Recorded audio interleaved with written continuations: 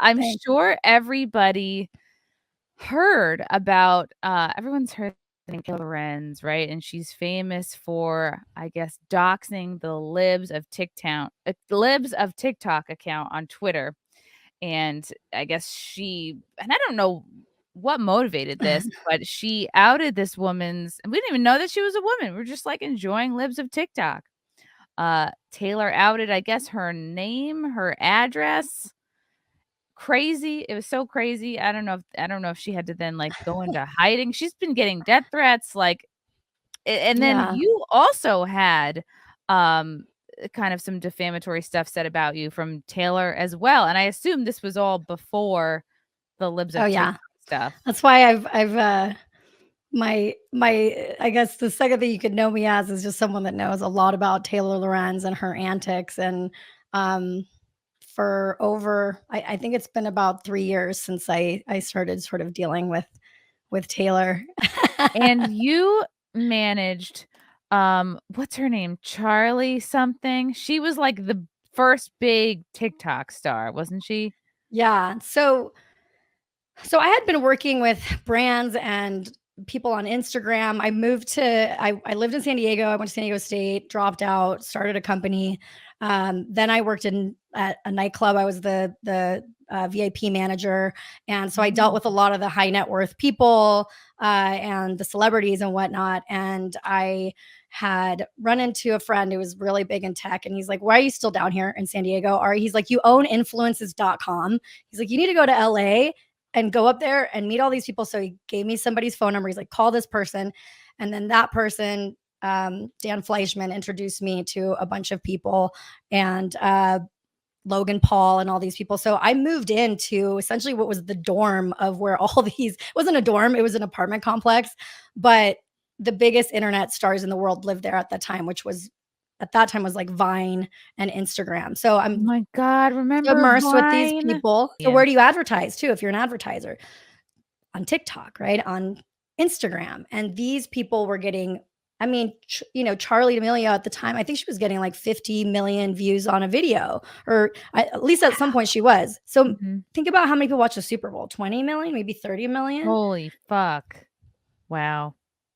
And she didn't even have to have, what was it called? A costume malfunction? A wardrobe malfunction. Yeah, right. Yeah. Okay, so So she's getting her videos are getting 50 million views. Did she want to, and she was so young. Was she like 18 or something? yeah, so this is actually winter of 2019. So I'm repping Charlie, her sister Dixie, this kombucha girl, several members of this thing called the Hype House, where basically one of the and I call them kids, but I really need to stop They are doing that because it's a they bad are habit. kids. I But get it Charlie though. was a kid; she was 16, but almost everybody else was over 18. Like I think she was the only one that wasn't. Her and her sister, I think her sister was like 17, but anyway.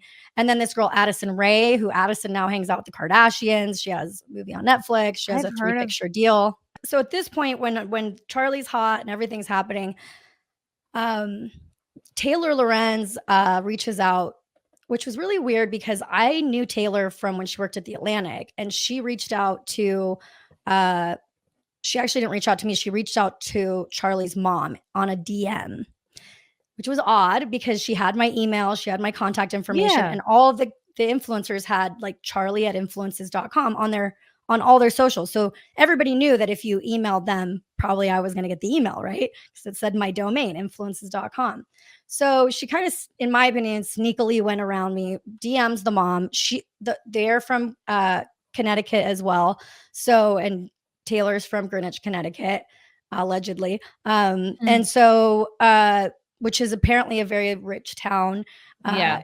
And she decides that she wants to do an article about these TikTok influencers that have been sort of collaborating together in this house called that they sort of named the Hype House. And the interesting thing was that I represented 4 or 5 of the influencers that were there.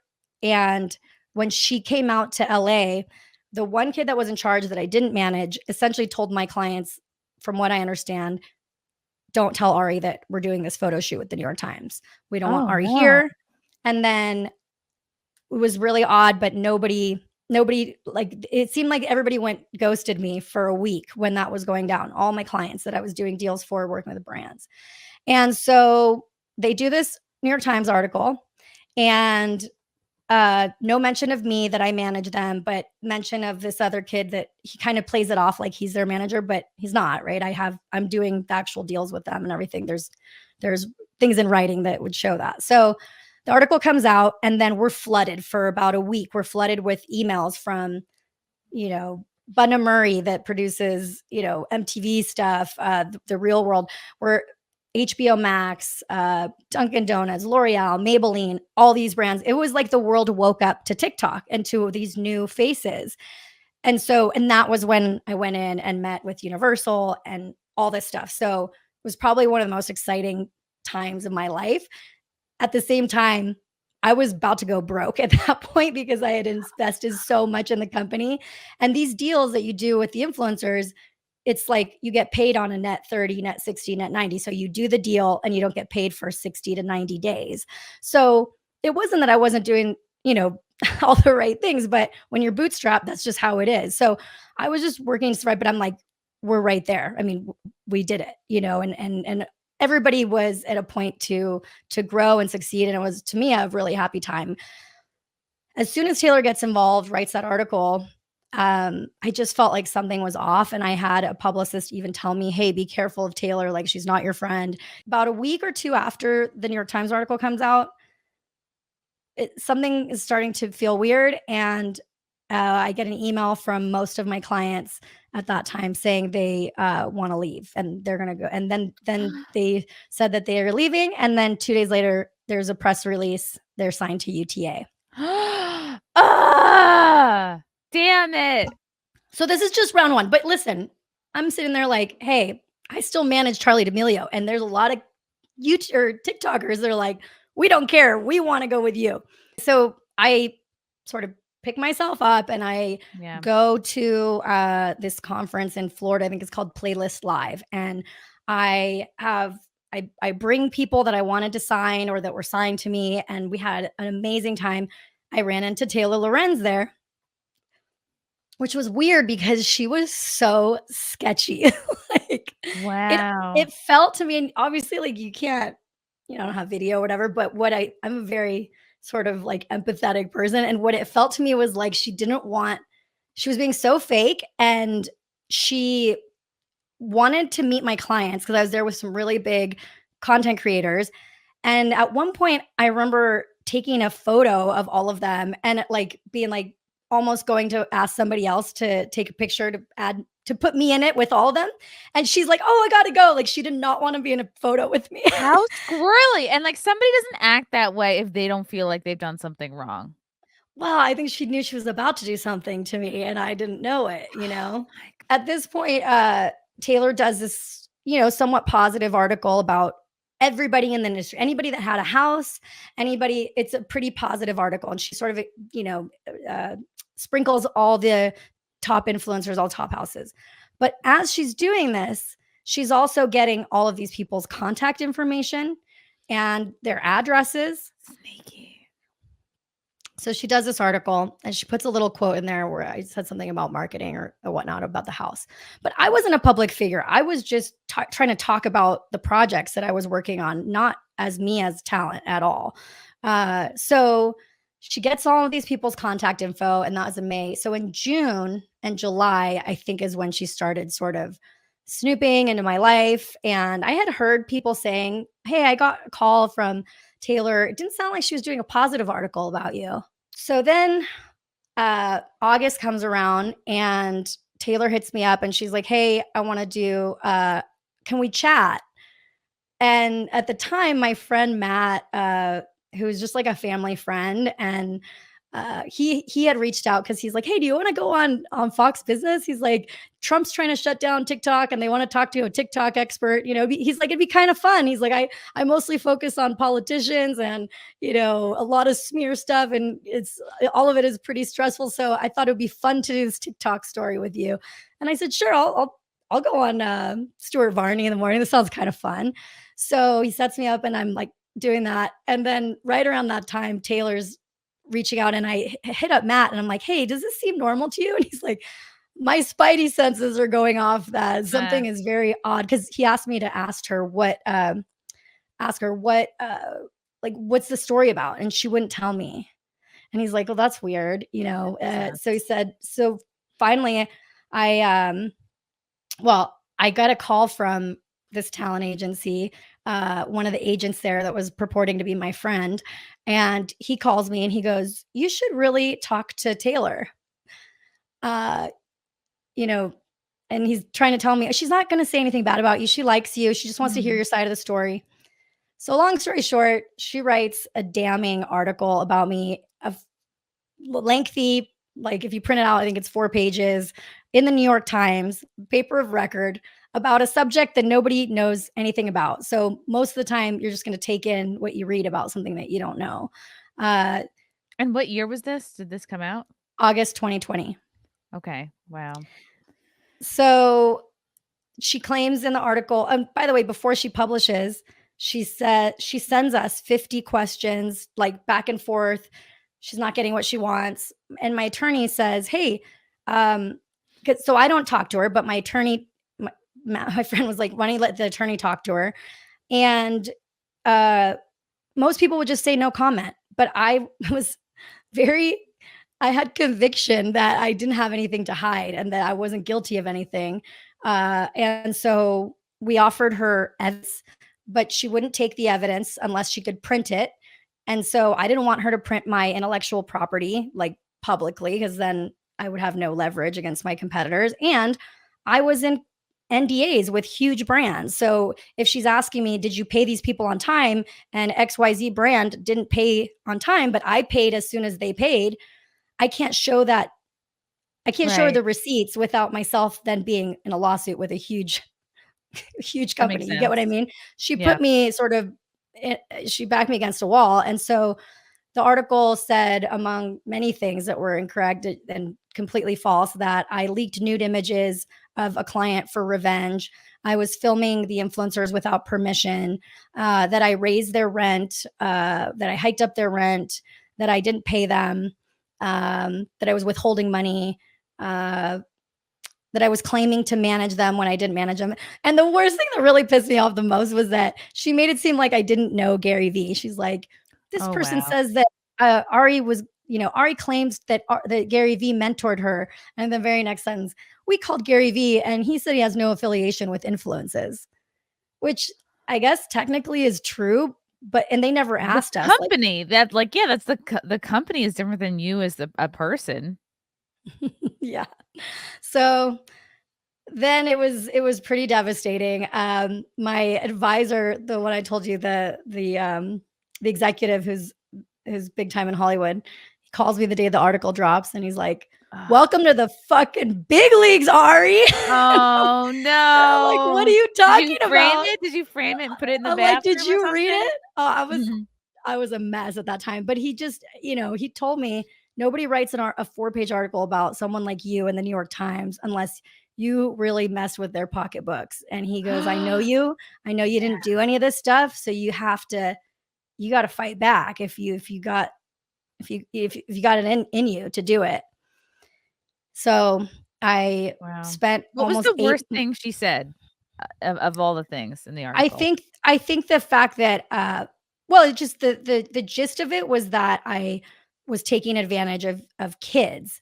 Now, one of the brands of the houses was called the Kids Next Door, but most of those people, I think only one was 17 and a half. Everybody else was 18 to 23.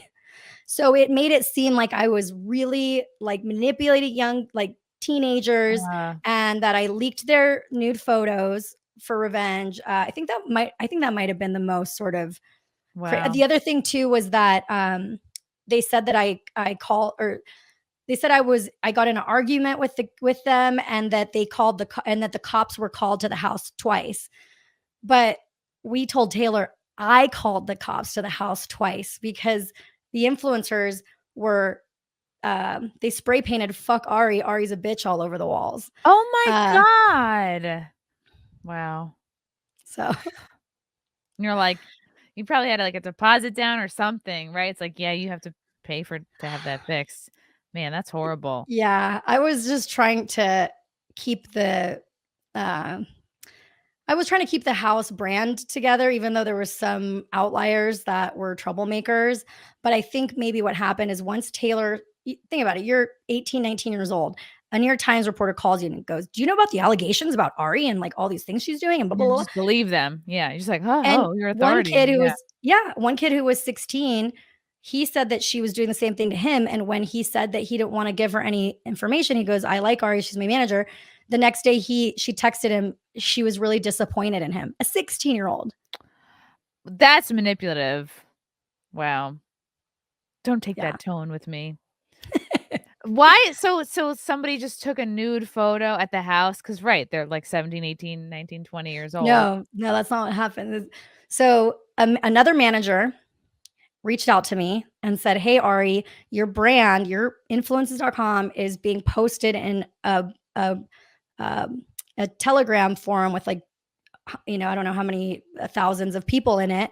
And it's showing like a screen. When you look at your phone and you look at the photos, it's just little squares, the Oh, little yeah. thumbnails. Yeah, the grid, yeah. So, so there's a thumbnails of sort of what looks like some nude photos of this guy Devion, who was the head of one of the houses. It was all boys. It was called the Drip Crib, and the Drip Crib was collaborating with the Girls in the Valley. These are two houses that I manage, and in the Girls in the Valley there was a 17-year-old. So I was sort of alarmed, and I'm like, well, is are you sure that this is Devion? Send me whatever it is, because I'm not sure you're talking about. So the manager sends me what, according to him, is already leaked all over Telegram and all over the internet. So I reached out to Devion on text and I said, "Hey, why are your nudes all over the internet?" And I send him exactly the screenshots that the manager sent me. And he goes into this long story about how his somebody leaked into his iCloud. This is months before. This is like in May. So before the article is written. So then how is she going to write in the article that and by the way, I didn't leak nude images. I had contracts, NDAs with people who worked for me. Like, think about it as like a company and the HR. Yeah. And I sent it and I said, "What do we do about this? Because we're going to be held liable. What if he did something to one of the girls, God forbid? And then Right. who are they going to blame You guys. Yeah. for not Mhm. investigating it?" Right? Yeah. So I wasn't doing anything nefarious. And the way she wrote it, she's like, she leaked images of it's just that word. I think just the word Yeah. leaked. What does it imply? Like you're just Uh, sending it to someone random or you're posting it online or something. Yeah. and I think just by nature, if the nudes were already leaked all over the internet, how could I leak them? You can't It's just, re-leak. Yeah. yeah. So Wow, she sounds like she fucking sucks. yeah, and honestly, after that, somebody pretty prominent well, a big time executive got in touch with me and he goes, "Listen, what happened to you sucks. But this Taylor has a lot of enemies out there." And he goes, "You might not like them. You might read about them and think that they're scummy, but they might read about you and think you're scummy and you're not scummy, Mhm. right?" So I said, "Okay." He goes, "Why don't you just make a little Excel sheet and put together people that have had issues with her, which you go research." So I did. I started researching. I mean, I had nothing else to do. I had no job, no company. All my clients left. The brands were like, "We love you, Ari, but like we can't be associated to this." Ugh, Uh, wow. a six-figure deal on DocuSign just they canceled the DocuSign that day, like the day the article came out.